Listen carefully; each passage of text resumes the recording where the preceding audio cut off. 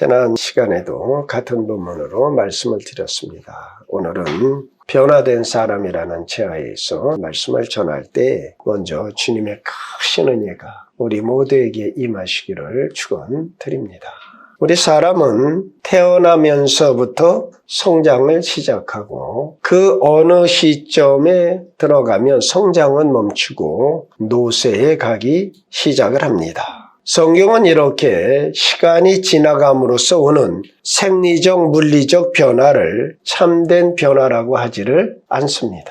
지혜의 왕 솔로몬은 전도서를 통하여 우리에게 이렇게 말씀해 주십니다. 내가 해 아래에서 행하는 모든 일을 보았노라. 모두 다 헛되어 바람을 잡으려는 것이로다. 이미 있던 것이 후에 다시 있겠고 이미 한 일을 후에 다시 할지라. 해 아래에는 새 것이 없다라고 했습니다. 인간이 행하는 모든 일들이 바람을 잡으려는 헛수고요. 인생사 모두가 반복적인 일들을 계속해 나가는 일상입니다. 그러니까 우리는 한 일을 또 하고 한 일을 또 하고 우리 아버지들이 한 일을 또 하고 그 일을 가는 것, 이게 우리 인생의 일상인 것입니다. 그러므로 해 아래에는 새 것이 없다 하는 것입니다. 또한 성경은 그리스도 안에 변화받은 우리 인생을 이렇게 말씀해 주십니다. 고린도후서 5장 17절에 누구든지 그리스도 안에 있으면 새로운 피조물이라. 이전 것은 지나갔으니 보라 새 것이 되었도다라고 하십니다. 이 변화는 초자연적인 변화입니다. 새롭게 창조되어지는 것입니다. 오늘의 말씀은 자연 질서 속에서 살던 수가성 여자가 그리스도 안에 들어옴으로써 초자연적인 변화를 체험하는 놀라운 경험을 우리에게 보여주고 있습니다. 이 같은 진정한 변화가 어떻게 가능하겠느냐 하는 것입니다. 첫째는 그리스도와 만남으로써 우리 인간은 변화가 되어지는 것입니다. 첫째로 예수님은 목마른 인간을 찾고 계십니다.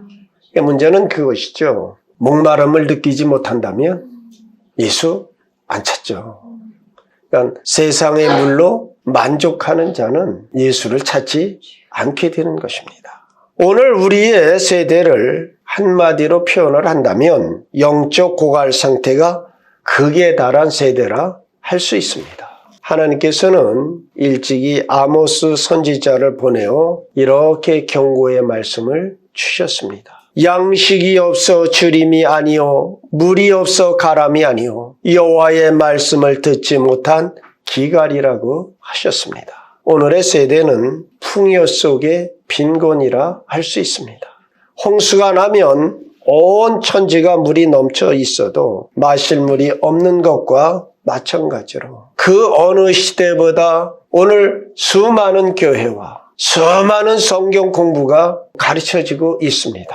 그러나 외치는 자만큼 많은 생명수는 말랐다는 찬양의 한 구절처럼 여호와의 말씀이 없는 고갈이 되어졌습니다. 개인의 영혼도 가정도 오늘 우리의 사회도 심지어는 교회까지 점점 더 메말라 가고 있다는 것입니다. 주님께서는 영원히 목마르지 않는 영생수를 주시기 위하여 수가성 우물가로 찾아가셨습니다. 그 당시 유대인이 사마리아인과 상종하지 아니하였다는 구절 말씀과 같이 유대인들은 사마리아 사람들을 부정하게 여겨서 그들을 멸시하고 그들을 아주 사람 취급하지 않았죠. 여기다가 그들의 한 일 때문에 증오가 쌓여 있었으며 그래야 예루살렘에서 갈릴리 지방으로 갈 때는 사마리아 지방을 거치지 않고 갈릴리, 사마리아 지역, 예루살렘 지역 이렇게 그 중간에 놓였죠.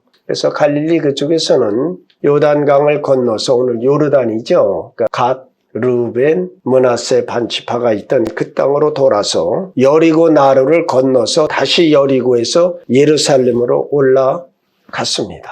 그러나 오늘 우리 예수님께서는 사마리아를 직행하여 목마른 여자를 우물가에서 기다리고 계셨다 하시는 것입니다. 오늘도 주님은 목마른 한 영혼을 찾아가십니다. 오늘날도 우리 주님께서는 목마른 자들을 부르고 계십니다. 요한복음 7장 37절로 38절의 말씀을 보면 누구든지 목마르거든 내게로 와서 마시라. 나를 믿는 자는 성경의 이름과 같이 그 배에서 생수의 강이 흘러 나오리라고 하셨습니다. 사랑하는 성도들이여, 주님의 이 부르심의 초청을 힘써 전하시는 오늘도 목말라 갈증을 느끼는 이들에게 주님의 전령이 되어 이 초청의 말씀을 전하는 복된 성도들 되어주시기를 부탁을 드립니다. 두 번째로, 오늘 예수님은 목마른 여자를 만나 주셨습니다. 이 여자는 모든 사람들은 한낮의 열기를 피하여 쉬고 있는 시간에 남의 시선을 피하여 육신의 목을 축일 물을 기르러 동네에서 좀 떨어진 야곱의 운물로 나왔습니다. 불행한 과거를 가진 이 여자는 사람들을 피하여 다니는 또 하나의 고통을 지니고 살았다 하는 것입니다. 그것은 육신의 갈증보다 더욱 심각한 영혼의 갈증이었습니다.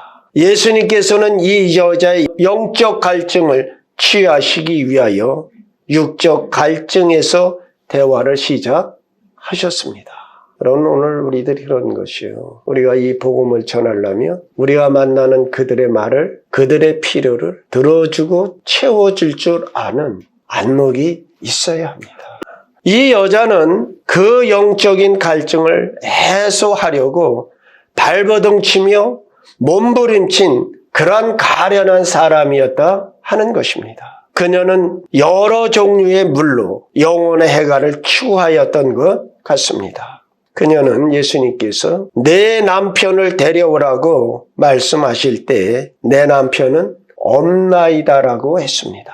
그러나 실제 있어서는 이전에 5번이나 결혼했었습니다. 그녀는 때로는 재물이라는 물을 마시기 위하여 많은 재물을 가진 사람과 결혼을 했을 수도 있습니다. 사람이 재물만으로는 영적 만족을 얻지 못합니다. 따라서 권력의 물을 마시려고 권세가 있는 사람과도 결혼했었을 것입니다.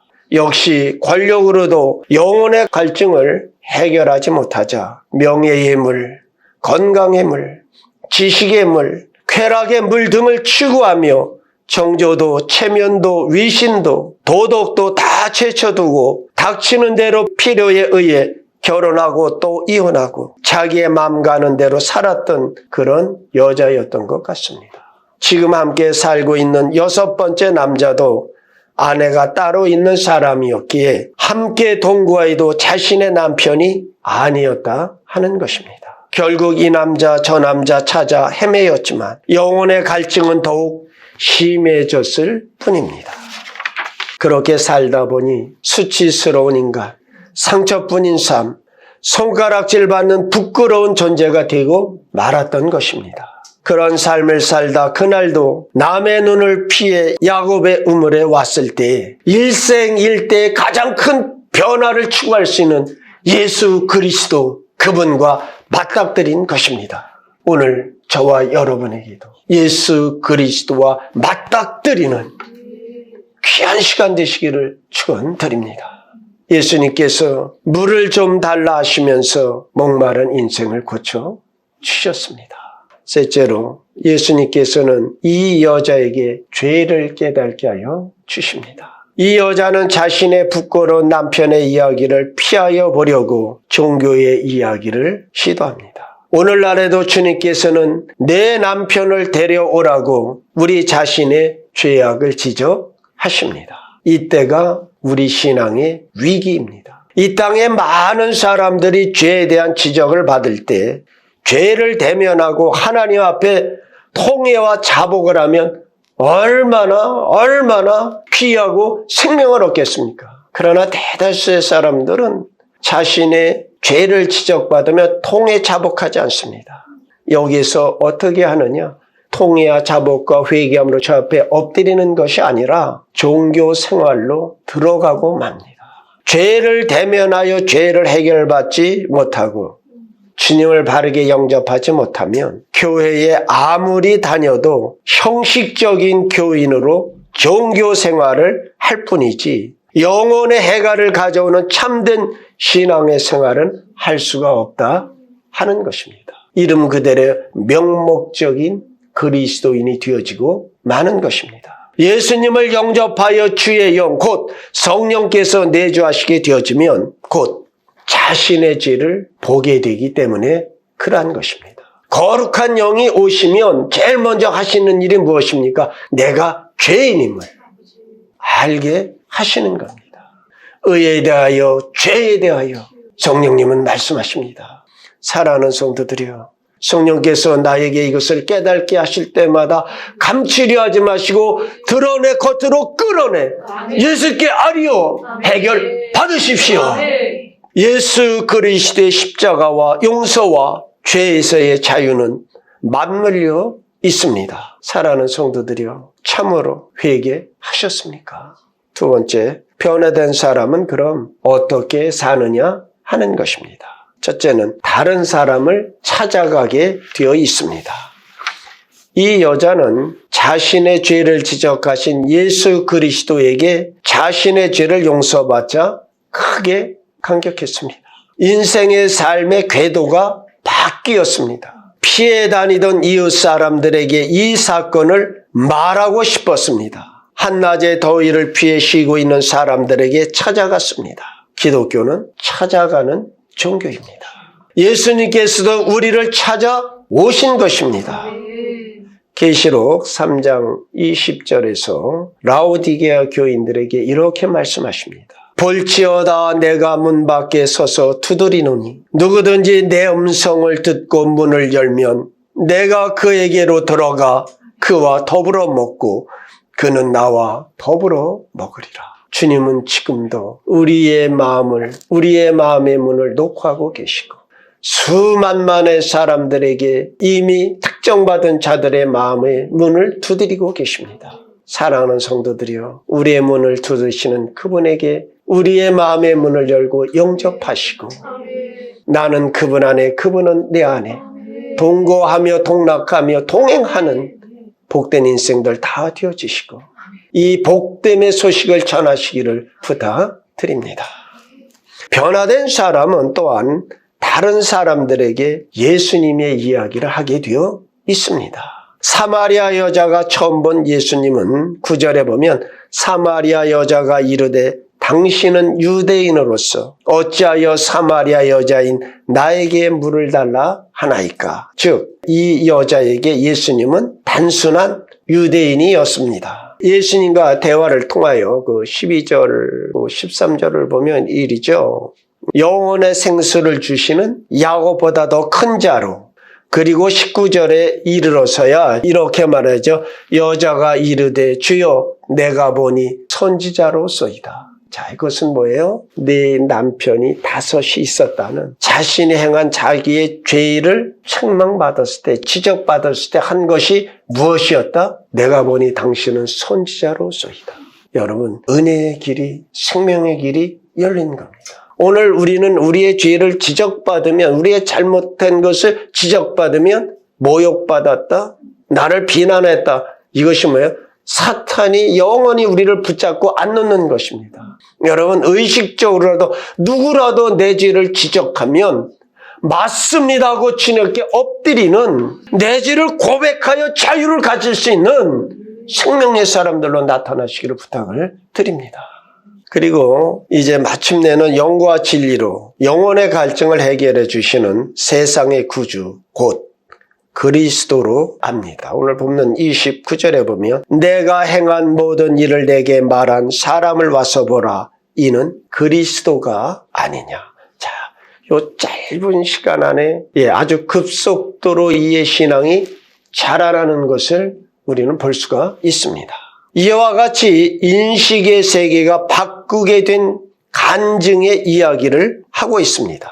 우리의 인식의 세계가 변하지 않으면 행동의 세계에 변화가 없다는 것입니다. 그녀는 물동이를 버려두고 동네에 들어가서 사람들에게 와서 보라라고 외칩니다. 이것은 가장 단순한 전도의 원리입니다. 내가 행한 모든 일을 내게 말한 사람을 와서 보라. 이 권면은 전도의 첫걸음입니다. 나의 생각과 삶을 변화시킨 그분을 당신도 만나보라고 지금 이 여자는 동네에 가서 외치며 간증하고 있습니다. 그러므로 진정한 전도자는 자신의 죄악의 문제를 해결받고 죄의식과 죄의 정죄로부터 자유함을 누리는 사람입니다. 아멘. 자유를 누리시는 성도들 되어주시기를 축복드립니다. 아멘. 또한 변화받은 사람은 다른 사람들도 변화시킵니다. 이 여자를 이미 알고 있던 동네 사람들은 아마 많이 약봤겠죠. 없수히 여겼겠죠. 오죽하면 이제가 사람들의 눈을 피해가면서 살았겠습니까? 그런데 그러한 그 여자가 갑자기 확신과 기쁨에 찬 외침으로 와서 보라! 내가 만난 이가 그리스도가 아니냐는 그 외침 속에서 그녀에게 정말 무슨 일이 그녀의 말대로 그리스도와 만남을 이들은 알아차렸다는 것이지요. 사람들이 그녀의 이 외침을 듣고 야곱의 우물가로 몰려들었습니다. 여러분, 우린 쉽게 생각하면 안 돼요. 그때 그 지역은 한낮의 더위가 우리가 그러죠. 숨이 턱 막힌다 그러죠. 정말 숨이 턱 막혀요. 조금만 가도 난 정말 거기서 못 살겠대요. 그런 날씨에 꽤 떨어진 그 야곱의 물로 사람들이 몰려갔다. 오늘 우리 성도님들에게 이런 영향력이 임하기를. 이들은 그 물가로 올라가서 그 여인의 간증을 통하여 그 위침을 통하여 예수님을 자기의 마을로 초청을 합니다. 그래서 예수님께서는 그 수가성에 이틀을 유하시며 하나님의 나라를 전하실 때 이들은 모세가 죽을 때 예언한 대로 하늘의 만나의 기적을 재현하시며 반석에서 생수를 솟아나게 하실 그분을 체험하게 되었던 것입니다. 예수 그리스도의 말씀은 생명의 떡이요 생명의 물입니다. 그 말씀과의 만남은 오늘날도 성경에서 가능합니다. 성경은 열려있는 책입니다. 또한 영원히 닫혀있는 책이기도 합니다. 심령이 열려있는 정말 갈증을 느끼며 생명수를 찾기 위하여 구하는 자에게는 그 책은 열려있는 책이 되어지는 것이요. 심령이 닫혀있는 사람에게는 닫혀있는 책이 되어지는 것입니다. 하나님의 말씀은 지금도 우리의 영혼의 갈증을 해결시켜 주십니다. 세상이 주는 것은 바닷물과 같아서 마시면 마실수록 갈증을 더하게 합니다. 세상을 추구하는 사람들이 만족이 없는 것이죠. 소금과 같은 것이요. 먹으면 먹을수록 더 갈증을 느끼게 되는 것입니다. 참된 만족은 그리스도 안에만 있습니다. 우리 속에 영생하도록 솟아나는 샘물은 성경 곧 그리스도의 말씀 속에 흐르고 있습니다. 이 생명의 말씀의 물을 마신 자마다 영혼의 소성함을 받는 것입니다. 이는 곧 성령의 역사이십니다. 살리는 역사요, 자유케 하시는 역사요, 변화시키는 역사요, 우리의 필요를 채워주시고 감사케 하시는 역사입니다. 사랑하는 성도들이여, 성령의 역사하심으로 주의 말씀의 생수를 받음으로 변화되어지셔서 그러한 견고한 신앙 가운데 변화된 사람으로서 타인을 변화시키는 그리스도의 사람들로 견고히 서 주님의 나라를 이루어 가시는 성도들 다 되어주시기를 우리 주 예수 그리스도의 이름으로 축원드립니다. 기도하시겠습니다.